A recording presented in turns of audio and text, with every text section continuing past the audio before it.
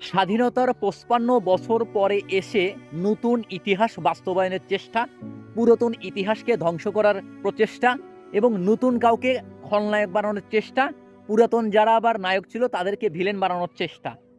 এই এক অসুস্থ প্রতিযোগিতা। এই খলনায়ক বা নায়ক, ইতিহাস বিকৃত বা নতুন করে ইতিহাস তৈরি, ইতিহাস মুছে দেওয়া বা ইতিহাসকে পাল্টে দেওয়া, এগুলোর চাইতে কি আমাদের দেশের সুশিক্ষা, সুচিকিৎসা, জননিরাপত্তা, মৌলিক চাহিদা পূরণ করা অর্থাৎ খাদ্য, বস্ত্র, বাসস্থান, এগুলো বেশি গুরুত্বপূর্ণ না? না, এগুলো নিয়ে আসলে রাজনৈতিক দলগুলো কথা বলতে আগ্রহী না, কাজ করতেও আগ্রহী না।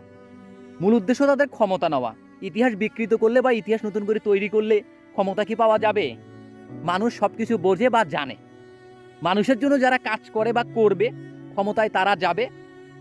মানুষ নির্ধারণ করবে কারা জনগণের জন্য এই দেশটাই গুরুত্বপূর্ণ ভূমিকা রাখবে।